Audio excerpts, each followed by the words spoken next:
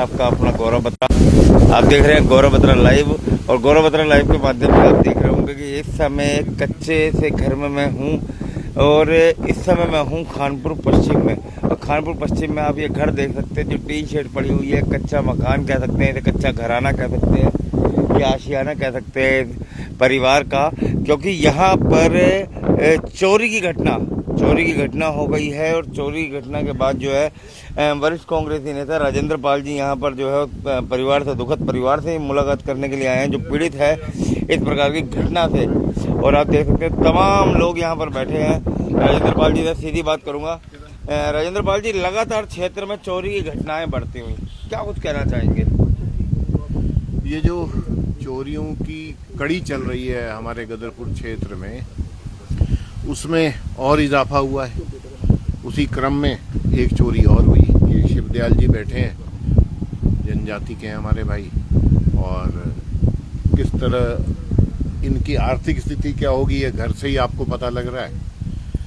दोपहर के टाइम दिन दहाड़े 2-2:30 बजे इनके यहाँ चोरी हो गई। चोरी में वो बिटिया बता रही थी कि उसकी पायल ले गए और क्या क्या था वो जो भी ले गए। अब इनके लिए तो वही इनकी जमा पूंजी है ना जो ले गए। और बहुत ज़्यादा इस चोरी पर मैं बात नहीं करना चाहता गौरव, क्योंकि उस दिन थाने में जितनी बात हो गई उसके बाद कुछ कहना और बच नहीं जाता। परसों मेरी कप्तान साहब से बहुत देर बात हुई। वो कंसर्न थे और कह रहे थे कि दिल्ली कॉन्फ्रेंस में जा रहे थे तो कह रहे थे कि नहीं, चाहे मैन पावर कम है लेकिन चोरियां को खुलासा करना, चोरी ढूंढना हमारा काम है, हम उसको ढूंढेंगे। बात कीजिए मस्जिद के क्षेत्र की चोरियां देख लीजिए, यहाँ के क्षेत्र की चोरियां देख लीजिए। और जहाँ तक हमें पता चला यहाँ तो कैमरे खुद खंगाल कर यहाँ के आम पब्लिक ने, यहाँ के बाशिंदों ने जो है निकाल करके पुलिस को बहुत कुछ दे दिया है। हाँ, यहाँ पर चोरी परसों की है, रिपोर्ट हो गई, 112 पे फ़ोन कर दिया, पुलिस शाम को आई भी थी। लेकिन जो इस पर जो कार्रवाई हुई है वो यहाँ के जो समझ लो बिल्कुल जागरूक नागरिक हैं, इन लड़कों ने इधर उधर कैमरे कूमरे ढूंढे हैं। ये प्रधान जी बैठे हैं, हमारी एक पुरानी एक संस्था होती थी उसके अध्यक्ष हैं। इन्होंने क्या करा है कि वो ढूंढ ढांड के इन्होंने कोई मोटरसाइकिल या कोई नंबर या कुछ अपने हिसाब से कुछ ढूंढ लिया है, और वो सारी इन्फॉर्मेशन इनपुट इन्होंने पुलिस को भी दी है। अब पुलिस आगे क्या करती है, पुलिस का काम तो खुद यहाँ की जनता कर रही है। पुलिस क्या कर रही है, अब वो मैं समझता हूँ कि इतना कुछ उस दिन बोल दिया, मैं अब ज़्यादा बात नहीं करना चाहता। अभी मैंने कल सुना ना कि वो 2 चिट्ठियाँ लिखी हैं अयोध्या फेम वाले चंपत राय बंसल ने, कि मैं एक तो लिखी उसने राम भक्तों को, दूसरी लिखी है SIT को कि जब तक SIT की रिपोर्ट नहीं आती मैं बिल्कुल मौन रखूँगा। हमने भी 27 तारीख को मौन रखा था, और बस अड्डा जो 1 साल से नहीं खुला वो खुलवाने के लिए, तो उससे इतनी एक्टिविटी तो हो गई कि फाइल चल पड़ी। आदरणीय जो एक रीना जोशी मैडम IAS हैं, मैनेजिंग डायरेक्टर हैं इसकी ट्रांसपोर्ट कॉरपोरेशन की, वो चली गई उनके पास, क्या बोलते हैं मंत्री जी के पास, और फाइल चल पड़ी और डेट शायद मिल गई। कुछ 14 डेट के लगभग तय भी हो रहा है कि इनॉग्रेशन होना है, ठीक है।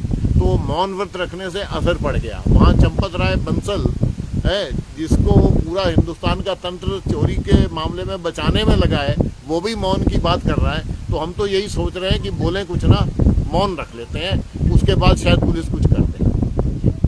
यहाँ अगर बात की जाए, प्रधान जी क्या कुछ कहना चाहेंगे? राजेंद्र पाल जी यहाँ पहुँचे हैं, लगातार चोरी घटनाएं जो हैं क्षेत्र में इजाफा कर रही हैं। जी, देखो हमारी ये घर आपके सामने ही है, गरीब परिवार है, ये ST का बंदा है। इन्होंने हमें बताया दिन के दोपहर के 2 बजे बंदे बाइक से आए हैं, वो कैमरे में भी दिखाई दे रहे हैं। उन्होंने 2 चक्कर मारे हैं, हमारे ये खानपुर चौराहा है, वहाँ से लौट के वो बैक आए हैं, तो वो घर में घुसे हैं। इनके घर में दरवाज़ा लगा हुआ था, अंदर इनकी एक ही बिटिया है, वो सोई हुई थी, वो जाग नहीं पाई। वारदात का अंजाम देते हुए भी वो बच्चा जगा नहीं तो वो जाग जाता, पता नहीं उसके साथ क्या होता। चोरी में ये पैसे बता रहे हैं, 20,000 नकदी, 26,000 नकदी, चांदी की पायल, सोने का गलूबंद बोलते हैं हमें, जो 1 तोला का होता है। आज सोने का रेट क्या है आप जानते ही हैं। तो हम तो दुखद की बात कहेंगे, इस गरीब के साथ ऐसा हुआ नहीं होना चाहिए। हम पुलिस से गुजारिश करेंगे जल्द से जल्द खुलासा करें। भाई अगर बात करें बलराज भाई, क्या कुछ कहना चाहेंगे इस तरीके से चोरी की घटनाएं होना, और घटना होने के बाद जो है मतलब बच्ची घर में थी, और अगर बच्ची जाग जाती तो हो सकता है कि कोई अप्रिय घटना भी घट सकती थी। ऐसा है गौरव बत्रा जी, आप यहाँ पहुँचे, कल भी इन्होंने रिपोर्ट करी थी, 2-2:30 बजे ने इन्होंने रिपोर्ट करी, पुलिस शाम को 4-5 बजे आई। हम भी दोपहर में, लोग हमारे गाँव के ज़्यादातर सो रहे होते हैं, क्योंकि हमारा जो गाँव है थोड़ा इस टाइप का है, लेबर बहुत ज़्यादा है, लोग अपने घरों में काम करने बाहर निकल जाते हैं। अब लड़की आई, वो आगे सो गई 1:30-2 बजे। अब बेचारी वो सोती रही, दरवाज़ा खुला था और आए वो चोरी चारी करके चले। जब उस लड़की ने उठ के देखा कि मेरा फ़ोन गायब है, अलमारी खुली हुई है, तो इस प्रकार से उसने फिर हमें गांव में बताया। जब तक मैं बताया, फिर उसने ऑनलाइन फ़ोन करा, पुलिस आई 5 बजे तक। देखिए बहुत शर्मनाक है कि एक इतना बड़ा गाँव होते और रोड पर घर है, दिन दिहाड़े कोई चोरी कर जाए तो लोग सेफ कहाँ हैं? ऐसे तो लोग रात को लूट के ले जाएंगे लोगों को, दिन में अगर ऐसे हिसाब से चोरी होगी।